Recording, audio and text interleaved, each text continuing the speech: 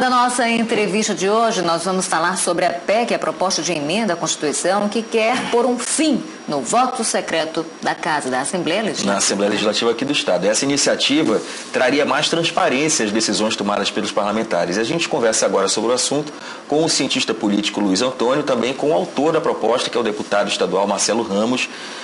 Boa tarde, deputado. Boa tarde, cientista. Tudo bem? Obrigado por terem vindo ao programa.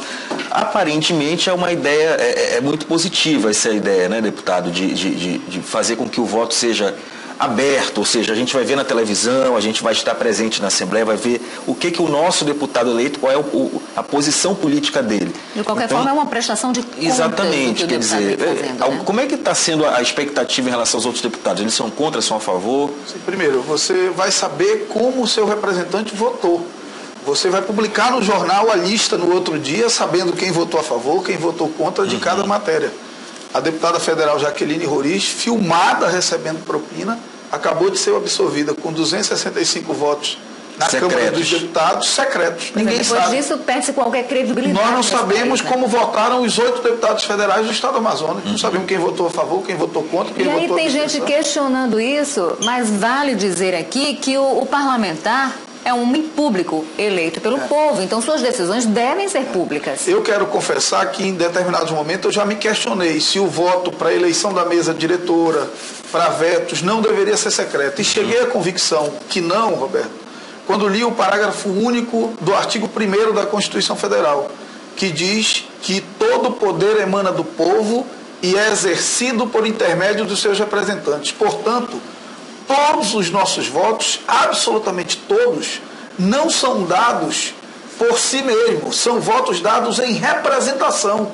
Portanto, nada mais óbvio do que os representados terem direito a saber como estão sendo representados. Portanto, eu tenho convicção hoje de que o voto secreto no parlamento é uma aberração que contraria a Constituição e contraria os princípios democráticos. Agora, está aí uma briga feia, né? Assim, uma queda de braço que pode ser longa, porque isso pode contrariar até o interesse de muito parlamentar, de muita gente. Não só interesse de parlamentares, mas interesses econômicos fortíssimos, né? Você imagina, por exemplo, a decisão de um parlamento que tem que votar pela implementação ou não de uma política pública, pela implementação ou não a concessão ou não de um direito ou de um benefício para A ou para B, que antes era decidido nos gabinetes. Hoje você vai ter que prestar conta à população. Eu acho que é fundamental, queria complementar inclusive o deputado, pela iniciativa ousada, a gente precisa de ações assim, e que a população vai ganhar. A população vai compreender, por exemplo, é muito comum um candidato pedir votos, por exemplo, por uma determinada população. Vou dar um exemplo que está em moda, está em tema discutido atualmente, a questão da sexualidade. Você tem restrições em relação à homossexualidade, por exemplo, e o deputado pede o teu voto, você vota naquele deputado pensando que ele vai defender as tuas convicções. E esse deputado, por exemplo, vota de uma outra forma.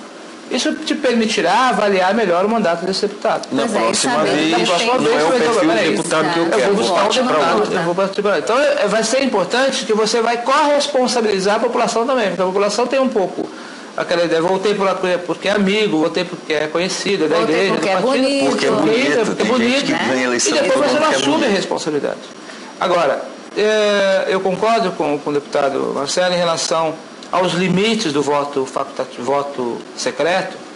Ele tinha um sentido em um outro momento, em um outro tempo histórico, como, por exemplo, você não tinha uma democratização do acesso à informação. Hoje, as informações são tão ágeis e tão dinâmicas que mesmo as novas mídias sociais, mesmo aquele deputado que supostamente teria votado a favor ou contra alguma coisa, com voto secreto, as formas de rastrear esse voto são tão sofisticadas que você fica sabendo, olha, as conversas de corredor indicam que deputado A ou B votou A imprensa infiltrada lá dentro do Poder Legislativo está sempre divulgando isso. Vamos voltar então aqui para o nosso assunto, que é o voto secreto. Aí eu pergunto para o deputado Marcelo Ramos, não tira um pouco da autonomia do deputado? Por exemplo, vamos supor que você é uma pessoa engajada politicamente, você é um bacharel em direito, então você tem posições polêmicas e às vezes até contra mesmo a ideia geral da população. você vai se sentir obrigado a votar porque a maioria da população quer, abrindo mão de um ponto de vista ideológico seu, porque você é um representante do povo? Não, tenho absoluta convicção de que não. Eu fui eleito levando a carga das minhas convicções políticas. Deputado que tem medo ou do governante ou de, em determinados momentos, contrariar a opinião pública, porque existem momentos em que há confusão e diferenças das opiniões do que é correto e do que é a reflexão geral das pessoas, não merece exercer o mandato. Eu tenho o dever de, mesmo nesses momentos, marcar minha posição e ser transparente com a população. Eu lembro, num momento muito difícil da minha vida pública, quando eu fui relator do plano de carga e salário dos professores na Câmara, em que havia um grande movimento contrário, e eu lembrava uma frase do Confúcio. Confúcio dizia que os grandes navegadores devem a sua reputação às chuvas e trovoadas.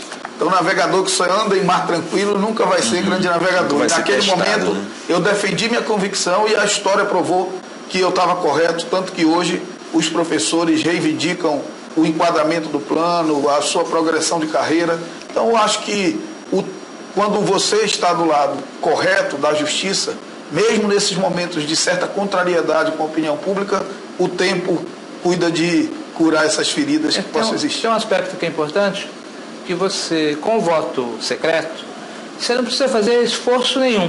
Você entra na tua sessão e vota. Você pode estar em cima do muro, né? Com o voto aberto, você vai precisar fazer um esforço, primeiro, para explicar para o teu eleitor por que você está fazendo aquela opção. E ao fazer isso, quer dizer, como diz o Paulo Freire, quem educa é educador. Ao fazer esse processo, ele terá uma obrigação pedagógica de explicar ao eleitor que o caminho melhor seria tal. Claro. Entretanto, as condições A, B e C me levam a votar dessa forma por isso, isso e isso. Então terá um caráter pedagógico de explicar para o eleitor, porque o eleitor pensa sempre na perspectiva mais fácil, mais eficiente, mais dinâmica, mas nem sempre é assim. Até mesmo por desconhecer muitos fatos, alguns até técnicos, né? É importante diferenciar o meu voto como cidadão, quando eu vou para a urna no dia da eleição, que eu vou votar apenas por mim. Esse voto é secreto como uma garantia constitucional do meu voto dentro do parlamento, em que eu voto em representação de outras pessoas. Esse voto precisa ser aberto. Eu tenho mais absoluta convicção. Eu até colocaria o exemplo do Poder Judiciário, porque um desembargador que faz parte de um órgão colegiado, que é um tribunal, ele tem a obrigação legal de fundamentar, de justificar por que ele está votando daquela forma, senão o voto dele não tem validade. E os vereadores hoje em dia também já fazem isso. Pois é, o Legislativo realmente podia seguir esse exemplo. Eu só queria divulgar os nomes dos deputados que já assinaram essa proposta de emenda à Constituição do Estado do Amazonas. O Marcelo Ramos, óbvio, é o autor, tem o Chico Preto, Luiz Castro, José Ricardo, Abdala Frache, Adjunto Afonso, Conceição Sampaio, Fausto Souza, Marcos Rota, Ricardo Nicolau, Tony Medeiros e Sidney Leite. Quantos faltam para... Eu quero fazer o registro primeiro. Tem 12 aqui, eu acho que está faltando um. Para protocolar a PEC, bastavam 8. Certo. Nós conseguimos 12. Eu quero fazer um registro positivo, porque todos os deputados que estavam no plenário no momento do protocolo da PEC assinaram. Então isso demonstra uma tendência da Assembleia Legislativa de dar esse exemplo para o Brasil. Quem sabe até uma unanimidade. A Câmara dos Vereadores, registro isso é importante, a Câmara dos Vereadores de Manaus já não tem voto secreto para nada. E alguns questionam a constitucionalidade por conta do princípio da simetria. O Supremo Tribunal Federal também já decidiu sobre isso numa ação relacionada a Tocantins, que decidiu voto aberto para a escolha de governador tampão, e o Supremo entendeu que não cabe o princípio da simetria, que as assembleias têm autonomia para decidir sobre essa matéria.